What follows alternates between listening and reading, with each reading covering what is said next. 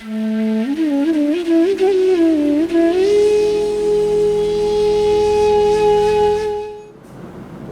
अगर पकड़ में आता है कि मैं ये झूठी मान्यता है, मैं एक शरीर, मतलब ये पुरुष का शरीर मैं नहीं हूँ, तो उसके साथ साथ फिर क्या, उसके आगे झूठ पकड़ में आ जाए फिर क्या करते हो?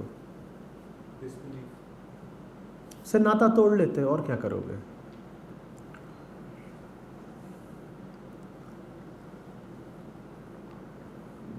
वैसे भी झूठ मूठ भी अपने आप को जो मानते हो, उस मान्यता के साथ सहज तो कभी हो भी नहीं पाते ना, या हो पाते हो?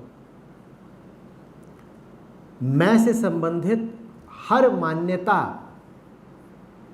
एक प्रकार का आचरण और जीवन मांगती है ना। वैसा आचरण वैसा जीवन दर्शा पाते हो क्या?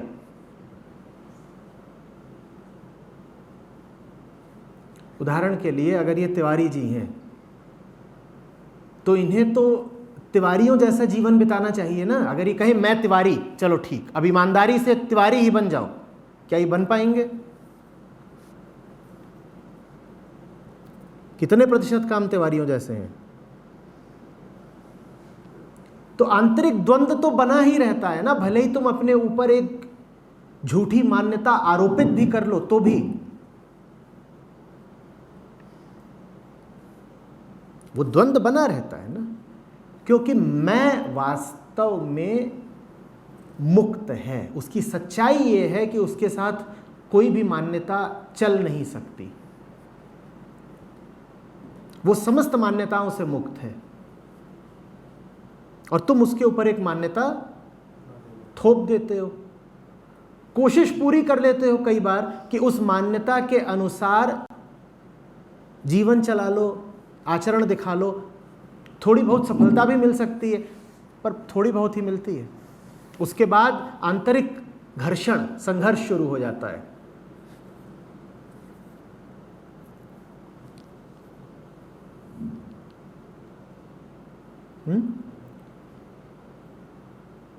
कि वास्तव में मुक्त हो और हर मान्यता तुम पर डालती है एक बंधन।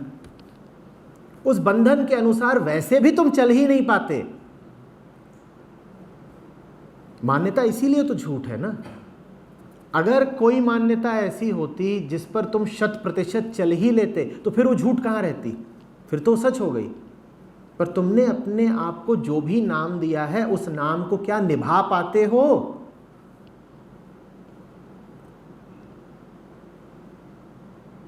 कहाँ निभा पाते हो?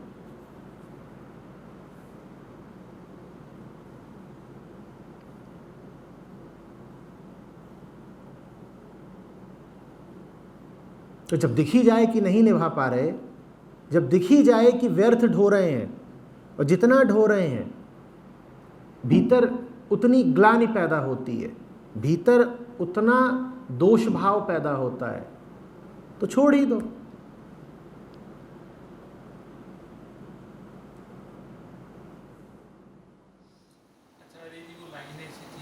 Attention is the bridge between consciousness and understanding. तो ये attention और understanding में भी क्या difference है? और bridge कैसे है? अटेंशन ध्यान है, अंडरस्टैंडिंग ध्येय है।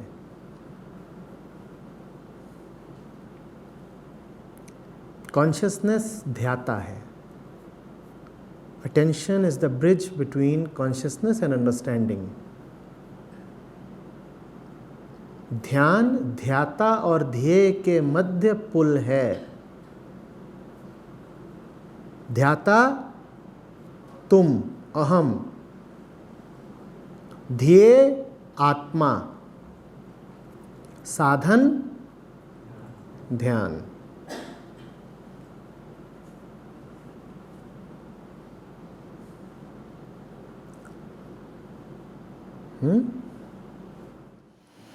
आचार्य जी प्रणाम। आचार्य जी, अगर कोई शिष्य है और वो अपने गुरु की खोज में है, तो गुरु का आविर्भाव प्राकट्य होता है या फिर उसके जीवन में गुरु का प्रवेश होता है, या गुरु स्वयं अपने शिष्य को खोज लेते हैं? दोनों तरफ से देख सकते हो, दोनों तरफ से कह सकते हो। किधर से भी देखो कहो, तुम्हारे लिए, तुम्हारी दृष्टि से तो यही आवश्यक है कि तुम सच्चाई की, ईमानदारी की, मुक्ति की खोज में रहो। जब तुम खोज में होते हो तो जिसको खोज रहे हो वो मिलेगा ही।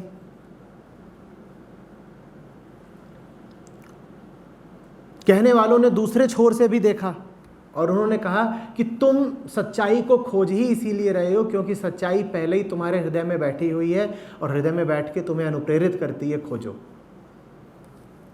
तो उन्होंने कहा नहीं, शिष्य गुरु को नहीं खोजता,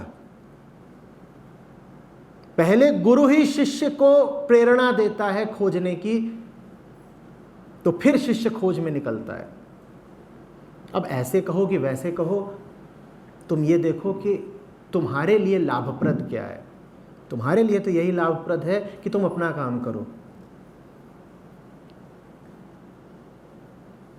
वो जो भी है दूसरा, जैसे सच्चाई बोल दो, गुरु बोल दो, वो अपना काम कर रहा होगा, तुम्हें तो अभी उसका कुछ पता नहीं ना, तो तुम अपना काम करो।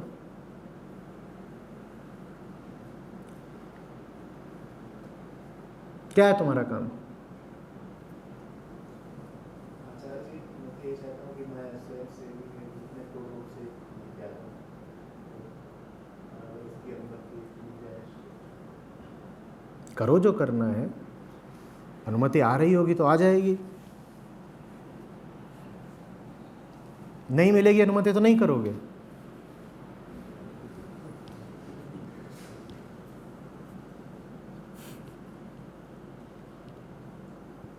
फिजिकल मैनिफेस्टेशन होती है, जैसे फॉर एग्जांपल किसी को कोई डिसीज हो गई, बीमारी, या फिर कोई एक्सीडेंट हो गया किसी का, तो क्या वो चीज़ पहले ही, मतलब हम लोग एनर्जी के लेवल पे वो चीज़ पहले ही कर चुके होते हैं क्या? मतलब डिरेंज एनर्जीज की वजह से फिजिकल मैनिफेस्टेशन। तो फिर तो हम सब पहले ही मर चुके हैं, क्योंकि अंततः सब मरने वाले हैं। तो जो होने वाला है, अगर वो पहले ही हो चुका होता है एनर्जी के लेवल पर, तो यहाँ जितने बैठे हैं सब मरे ही बैठे हुए हैं। क्यों इस तरह की बातें? एनर्जी के लेवल पर कौन सी एनर्जी? थॉट बेटा ब्रेन एक्टिविटी है, उसमें एनर्जी जो लग भी रही है वो नैनो जूल्स के तल की है। ये सब कहाँ से प्रचार पढ़ते हो?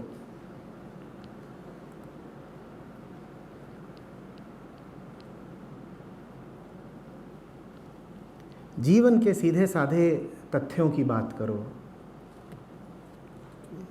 हवाई बातें, उड़न छू छू मंतर कि जो होने वाला होता है वो पहले हो चुका है कि नहीं हो चुका है। अध्यात्म तुम्हारे दुख का निवारण करने के लिए, तुम्हारे जीवन का दुख ये है कि तुम्हारी ये जिज्ञासा नहीं शांत हो रही। जो वास्तविक दुख और वास्तविक बंधन है उनकी बात करो ना। ये परी कथाओं में उलझने से क्या पाओगे?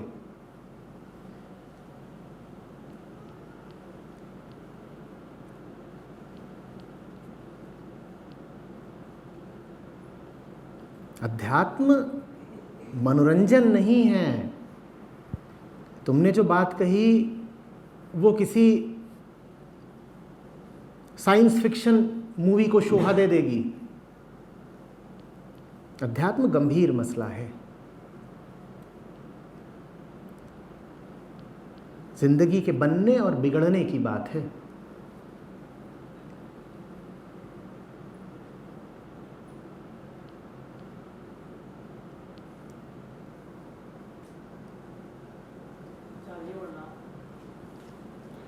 ज्ञान ही कहता है कि कर्ता भाव या देह भाव झूठा है, और जितना मैं इसको रुटलाने की कोशिश कर रहा हूँ रुटला पा रहा हूँ, बट जो जीवन है मेरा वो तो वैसे का वैसे ही चल रहा है। तो इससे कॉन्फ्लिक्ट बहुत ज़्यादा इकट्ठा हो रहा है कि ज्ञान कुछ और कह रहा है और मेरा जीवन किसी और दिशा में जा रहा है। और जो मेरा मैं मुझे नहीं समझ आ रहा कि कहाँ पे मैं उसका तो जी तो मैं वैसे ही रहा हूँ, बट कंफ्लिक्ट अंदर माइंड में चलता रहता है। मजा आ रहा होगा ये सब करने में, जिए जाओ जैसे जी रहे हो। जबकि जैसे मेरे मुंह से आवाज़ निकल रही तो मैंने तो पैदा नहीं करी, या ये शरीर है ये मैंने खुद से पैदा नहीं करा, ये सब तो भारी बाहर के प्रभाव से आ रहा होगा जहाँ से आ रहा होगा, तुम्हें तो मज़े आ रहे हैं ना। नहीं, ये कंफ्लिक्ट और बढ़ता है। मतलब मैं वो जो कुछ भी बढ़ रहा है उसमें मज़ा आ रहा है कि नहीं?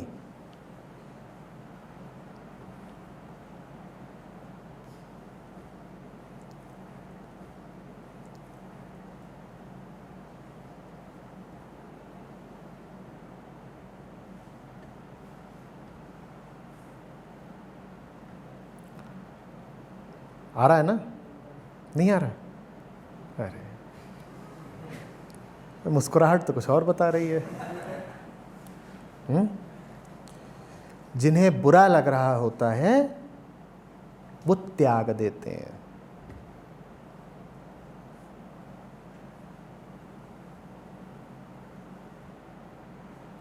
ये जो भी तुम कहानी सुना रहे हो, इस कहानी में तुम्हें मज़ा आ रहा है। आ रहा है तो लिए जाओ, किसने रोका है?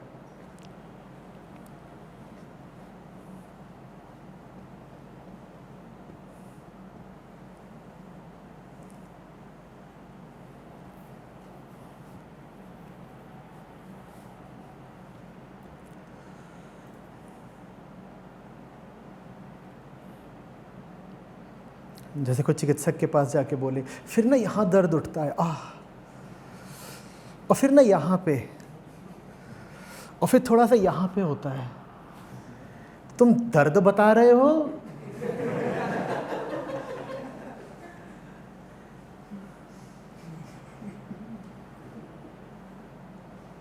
या स्वाद ले रहे हो?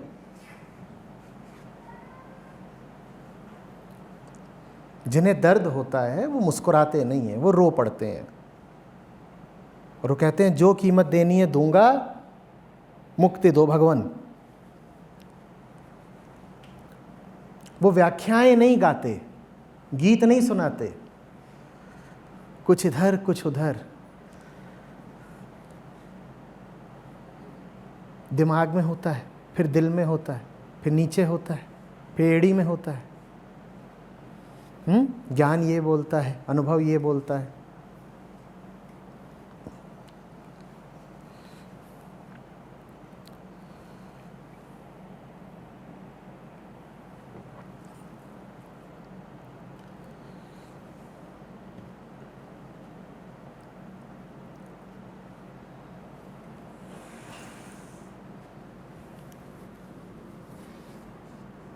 अब क्यों नहीं मुस्कुरा रहे?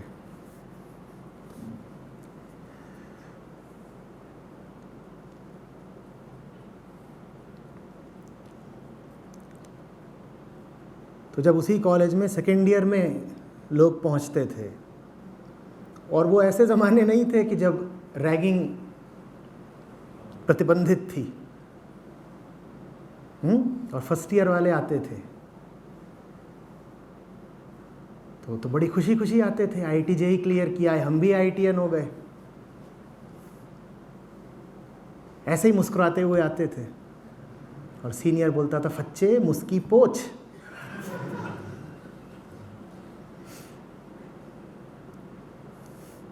और फच्चा ऐसे ही हो जाता था।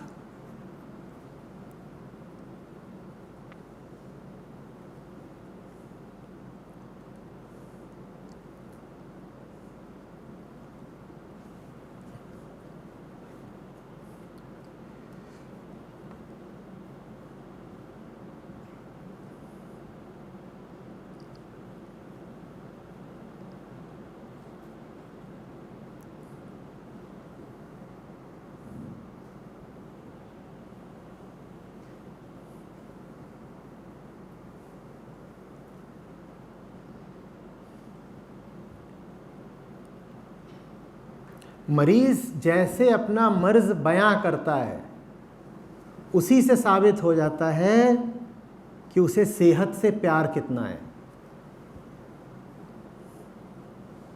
मर्जी ऐसे बयां कर रहे हो कि मेरे हस्बैंड ना बड़े पॉजिटिव हैं, पहले उन्होंने मुझे यहाँ मारा, फिर यहाँ मारा, फिर बाल खींचे, फिर बाल खींचते हुए बेडरूम में ले गए। तो देवी जी, ये रसधार आप अपने घर में ही बहाइए। दर्द ऐसे बयान किया जाता है।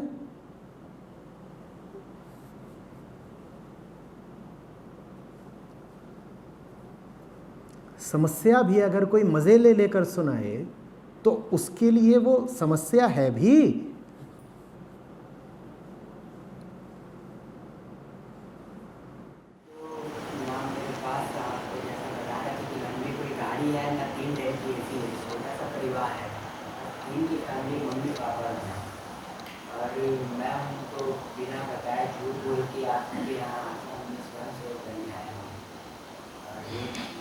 कोई नहीं होता, तो मैं यहाँ से जानना चाहता हूँ कि मैं जो कर रहा हूँ ये ठीक है? मुझे क्या पता।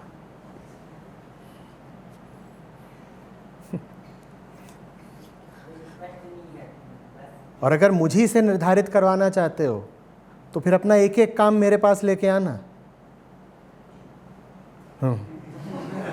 ये ठीक है तुमने अपनी मर्जी से कैसे बोल दिया, इसका निर्धारण भी मैं ही करता ना।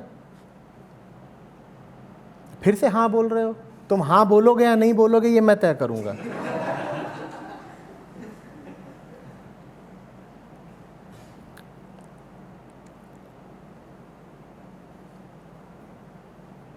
ये कुछ नहीं है, भीतर भीतर गुनहगार बने बैठे हैं। अब वो गुनाह का बोझ थोड़ा इधर खिसकाना चाहते हैं। ये आचार्य जी आपकी खातिर माँ बाप से झूठ बोलकर आए हैं, आप सम्मति दे दीजिए ताकि हमको यह आश्वासन रहे कि आचार्य जी ने करवाया। मैं काहे दोषी बनूं? तुम्हारे लिए अगर धर्म चर्चा में आना भी दोष की बात है तो ये दोष तुम पूरा अपने माथे ही रखो, मैं इसमें भागीदार नहीं हूं।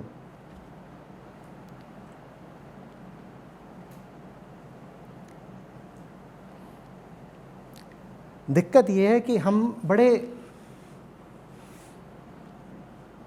प्रेमहीन जीव हैं, शुष्क।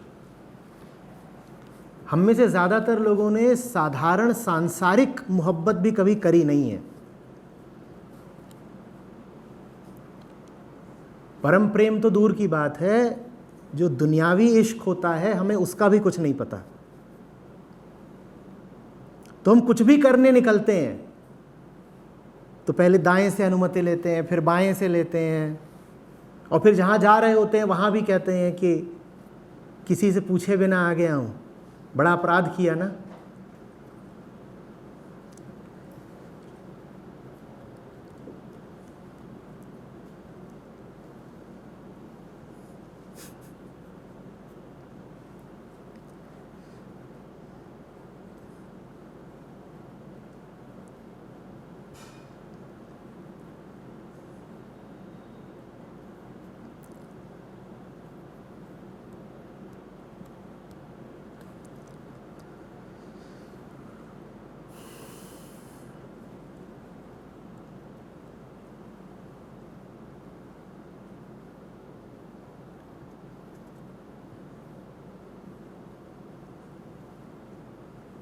ये कितनी मज़ेदार बात है ना। हम जलील से जलील, घटिया से घटिया काम बिल्कुल चौड़े होकर, छाती ठोक कर लेते हैं, और मंदिर में और सत्संग में और आश्रम में और धर्म चर्चा में ऐसे जाते हैं जैसे हम शराब खाने या वैश्या खाने जा रहे हों, मुंह छुपा करके, लजाते हुए, सकुचाते हुए कि उफ मैं कितना घटिया काम करने जा रहा हूं, किसी को पता ना चल जाए।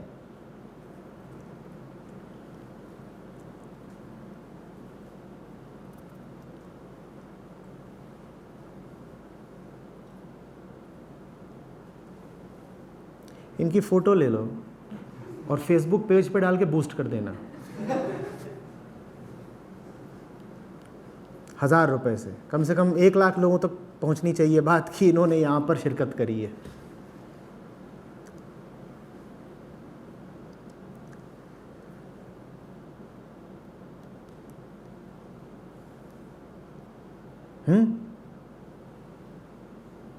वो जैसे होता है ना, अखबार में कभी छपा देखते हो, चोर पकड़े गए हैं, तो वो अपने मुंह पे पट्टी वट्टी बांध लेते हैं कि फ़ोटो जब खींचे तो किसी को पता ना चले कि हम थे।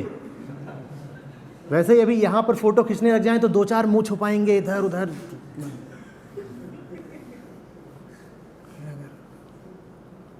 पापा को पता चल गया तो बड़ी दिक्कत होगी।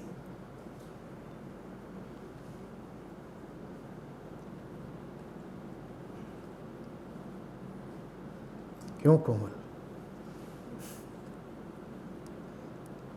इसीलिए तो ये बैठा है यहाँ पे कैमरा लेके, चल रहा है ना।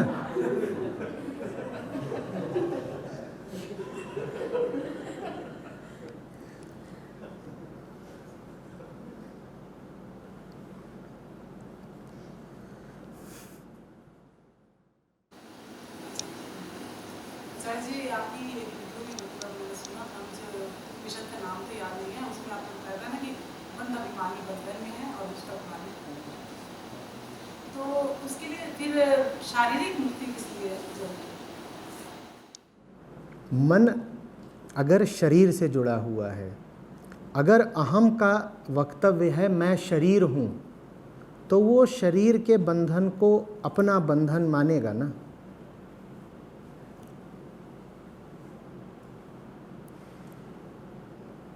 इसलिए शारीरिक तल पर भी मुक्ति आवश्यक होती है। अहम स्वयं तो कुछ होता नहीं, स्वयं तो मिथ्या है, भ्रम है। वो तो उसी से एकाकार हो जाता है ना जिससे वो संयुक्त होता है। जिसका नाम पकड़ता है वही हो जाता है। तो अगर उसने कह दिया मैं देह हूँ, तो अब वो किसकी मुक्ति का प्रयत्न करेगा? देह की। वो ठीक भी है। अहम की मुक्ति की अब जो अभिलाषा है वो देह की मुक्ति के प्रयत्न के रूप में अभिव्यक्त होगी, जो कि ठीक है, और वो कर भी क्या सकता है।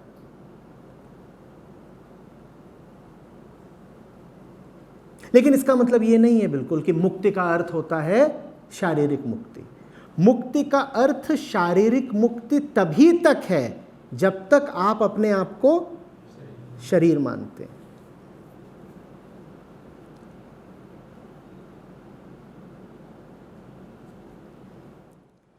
आचार्य जी, आज के परिप्रेक्ष्य में देखते हैं कि जो हमारा समाज है, तो जहाँ पे हमारी अपब्रिंगिंग होती है, हमें तो असली जीवन क्या उसका पता ही नहीं होता है, बस हम जीना शुरू कर देते हैं।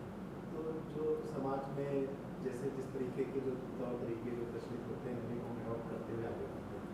तो अभी जैसे अगर आप चाहें कि जो न्यू जनरेशन आती है, छोटे बच्चे, तो उनको अगर पहले से पता हो कि जीवन क्या है, क्योंकि अब मैं बहुत सारी चीज़ों की अर्थ समझ पाता हूँ, नहीं तो मुझे बस केवल हिंदी मीनिंग पता होती थी कि अगर कोई वर्ड है जिसकी हिंदी मीनिंग है, लेकिन विस्तार में उसकी डिटेल नहीं पता होती थी कि जीवन क्या होते हैं, लक्ष्य क्या होते हैं। बस उनको लक्ष्य ये होता था कि कभी हमने टारगेट डिसाइड कर दिया और ये हैव टू अचीव दैट। तो इस तरह की चीज़ें थी, तो वो बहुत देर में पता लगी। अब जब इतनी देर हो चुकी है तो लगता है कि कहीं ऐसा ना हो कि बहुत देर तो नहीं हो गई है, तो एक मूवी डर बताने लगता है। जैसे आपने बोला कि वो कोई नासूद करके भैंसा ना की खबर है।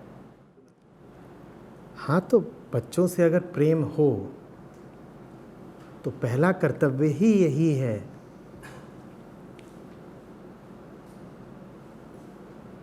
कि उन्हें सही जीवन शिक्षा दो। और अर्थ क्या होता है अभिभावक होने का, और अर्थ क्या होता है प्रेम का। प्रेम अगर मुक्ति की दिशा न भेजे तो प्रेम है या ढकोसला।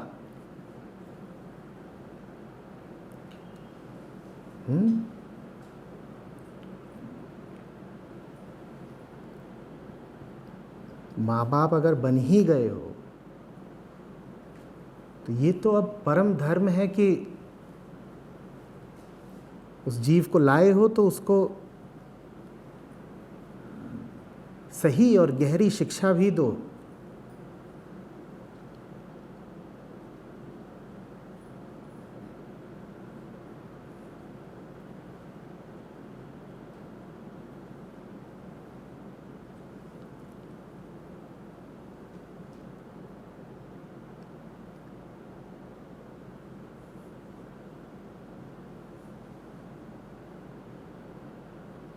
उसके लिए पहले खुद शिक्षित होना पड़ेगा।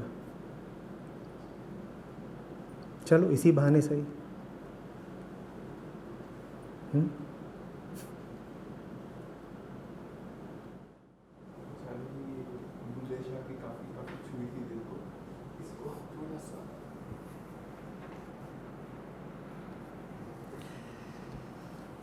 तेरा नाम तिहाई दा।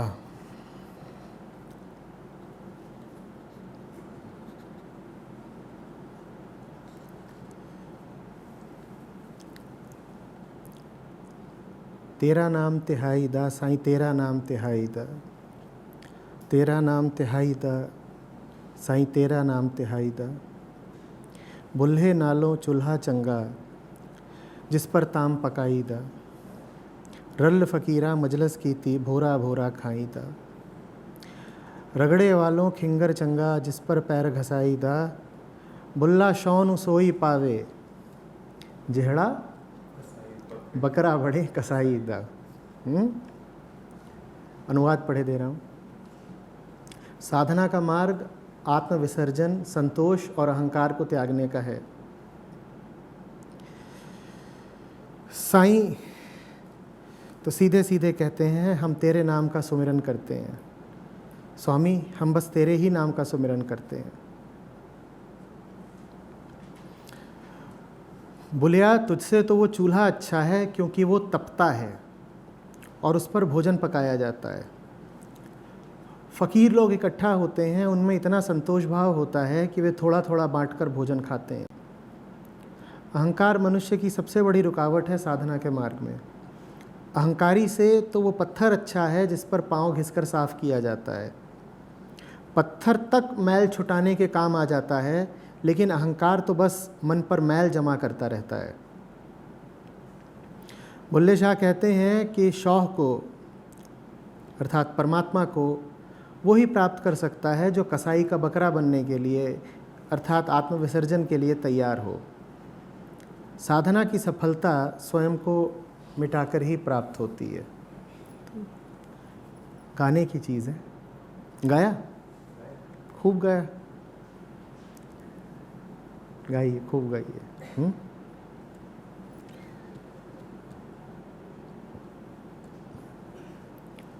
भुल्ला शौनु सोई पावे, जे बकरा बने कसाई दा। बस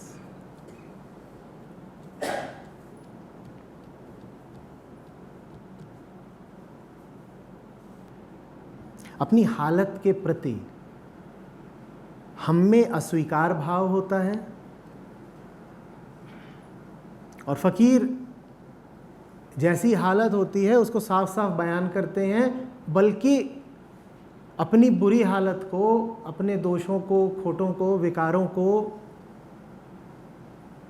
और विस्तार से बता देते हैं। अरे बुलिया, तू कौन सा तप कर रहा है? तुझसे ज़्यादा तो चूल्हा तपता है। तेरी तपस्या में कोई गर्मी नहीं। चूल्हे का ताप देख, वो तप रहा है तो आग है, वहां पर रोटी पक रही है, फकीर उस रोटी को खाएंगे। बुल्ले शाह अपने आप को ढांढस नहीं दे रहे, सांत्वना नहीं दे रहे। फील गुड का उनका कोई काम नहीं है। स्टे पॉजिटिव जैसा उनका कोई दर्शन नहीं है। वो तो अपने आप को साफ साफ कह रहे हैं कि ठंडा जीवन है बुलिया तेरा। और ये बात बुल्ले शाह अपने से कह रहे हैं। वाह, बाबा बुल्ले शाह अपने आप से कह रहे हैं बुलिया तेरा जीवन ठंडा है। और हमें ये बात स्वयं से बोलते लाज आती है। उनका अगर ठंडा है तो हमारा कैसा है? जमा हुआ है, ग्लेशियल है।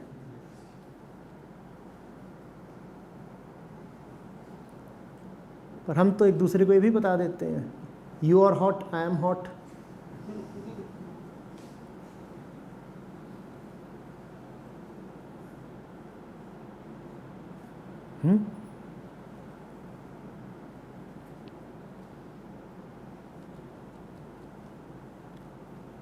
एक ग्लेशियर ने दूसरे ग्लेशियर से क्या कहा? Looking hot.